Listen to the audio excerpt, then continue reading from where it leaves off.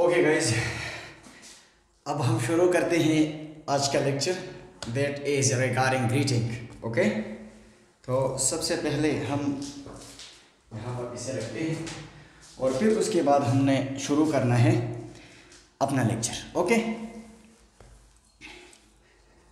बिस्मिल्लाहिर्रहमानिर्रहीम।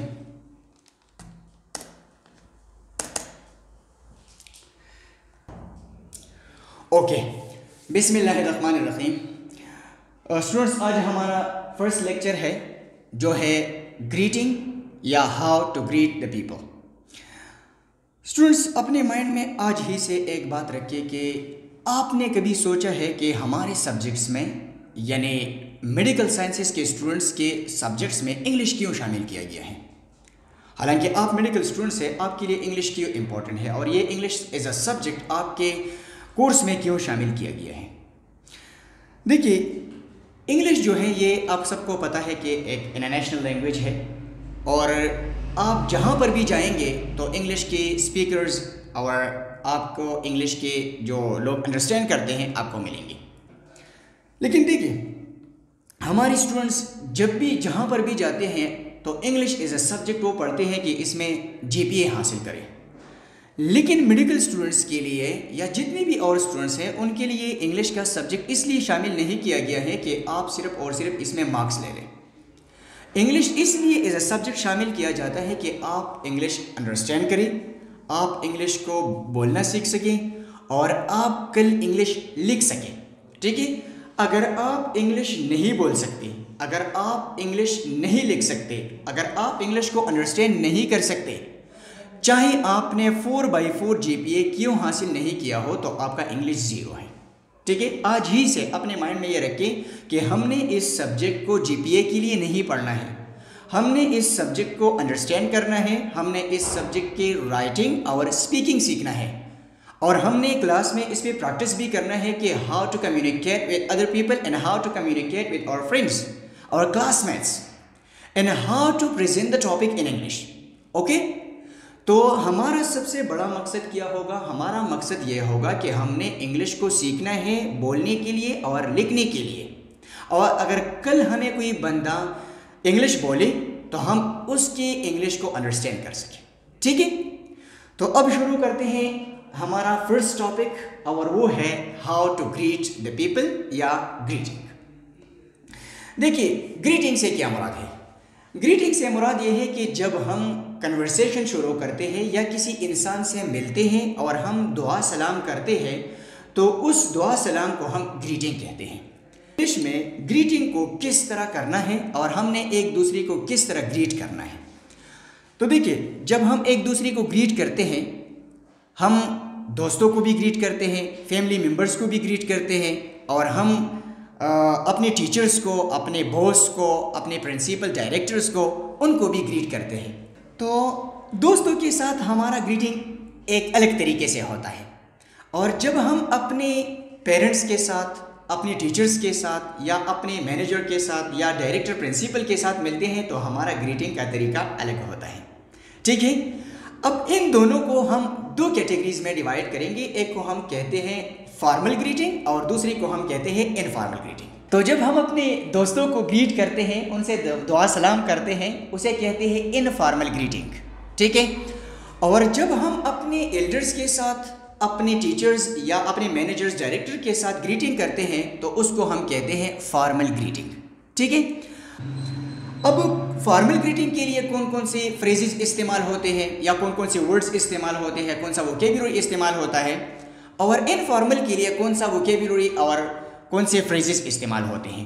ठीक है, पहले हम आते हैं इनफॉर्मल ग्रीटिंग पे। इनफॉर्मल ग्रीटिंग के लिए जो सबसे कॉमन वर्ड है जब हम इस्तेमाल करते हैं वो है हाय।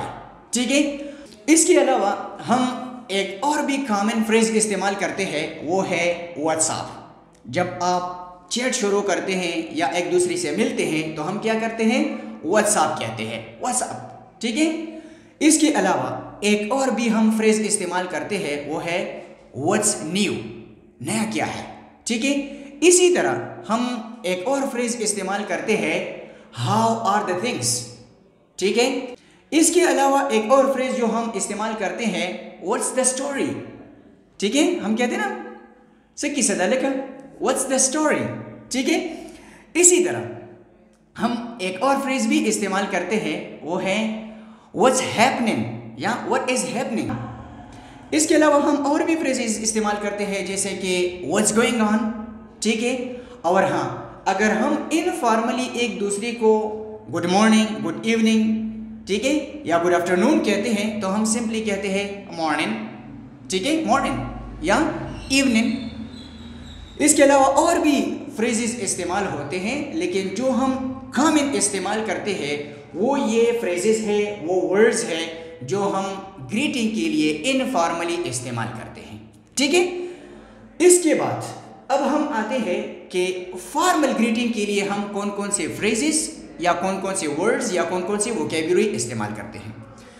तो फॉर्मल ग्रीटिंग के लिए जो हम इस्तेमाल करते हैं वो है हेलो।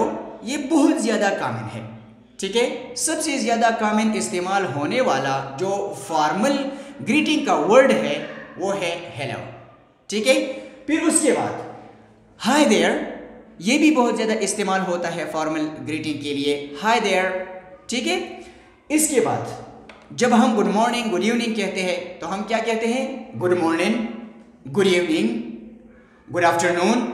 लेकिन आपने कभी भी गुड नाइट नहीं कहना है, ठीक है, क्योंकि गुड नाइट का मतलब है कि हम सोने चले जाते हैं, मतलब कन्वर्सेशन ख़त्म करने के लिए फिर हम कहते हैं गुड नाइट। तो आपने good morning, good afternoon, good evening ये आपने कहना है, लेकिन गुड नाइट नहीं कहना है, ठीक है। इसके अलावा हम और भी फ्रेजेस इस्तेमाल करते हैं फॉर्मल ग्रीटिंग के लिए, जैसे कि it's pleasure to have you, it's pleasure to meet you, it's nice to have you या it's nice to meet you. ये किस्म के फ्रेजेस भी हम फॉर्मल ग्रीटिंग के लिए इस्तेमाल करते हैं। इसके अलावा अगर आप इंटरनेट पे सर्च करें तो आपको एक बहुत बड़ा लिस्ट मिल जाएगा, वहाँ पर भी आपको फॉर्मल ग्रीटिंग के लिए और इनफॉर्मल ग्रीटिंग के लिए जो वर्ड्स, जो वोकैब्युलरी या जो फ्रेजेस इस्तेमाल होते हैं वो आपको मिल जाएंगे, ठीक है। मैं आपके साथ शेयर भी कर लूँगा। ओके गाइज, एक और इम्पॉर्टेंट चीज़ जो आपने अंडरस्टैंड करना है, क्योंकि अल्लाह का लाख लाख शुक्र है हम मुसलमान हैं, और मुसलमान जब एक दूसरे से मिलते हैं, एक दूसरे से मुलाकात करते हैं, बातचीत शुरू करते हैं या एक दूसरे को ग्रीट करते हैं, तो ग्रीटिंग के लिए मुसलमान अस्सलामु अलैकुम लफ्ज़ इस्तेमाल करते हैं।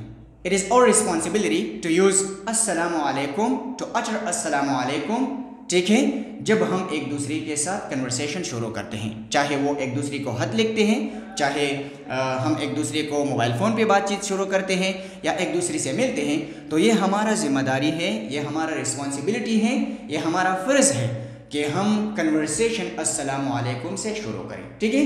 तो मुसलमानों के लिए बेहतरीन ग्रीटिंग वर्ड कौन सा है, अस्सलामु अलैकुम, ठीक है। ये तो है हमारे पास ग्रीटिंग के लिए फ्रेजेस। अगर हम फॉर्मल ग्रीटिंग करते हैं तो फॉर्मल ग्रीटिंग के लिए हमने कौन कौन से फ्रेजेस इस्तेमाल करने हैं, और इनफॉर्मल ग्रीटिंग के लिए हमने कौन कौन से वर्ड्स इस्तेमाल करने हैं, फ्रेजेस इस्तेमाल करने हैं। आई होप आपने अंडरस्टैंड किए होंगे, ठीक है। अब आपने क्या करना है, अब आपने एक दूसरे को ये फॉर्मल ग्रीटिंग वर्ड्स और इनफॉर्मल ग्रीटिंग वर्ड्स के साथ एक दूसरे को ग्रीट करना है, ठीक है। तो आपके माइंड में ये बिल्कुल एम्बेड हो जाएंगे, ये आपके माइंड पे इम्प्रिंट हो जाएंगे।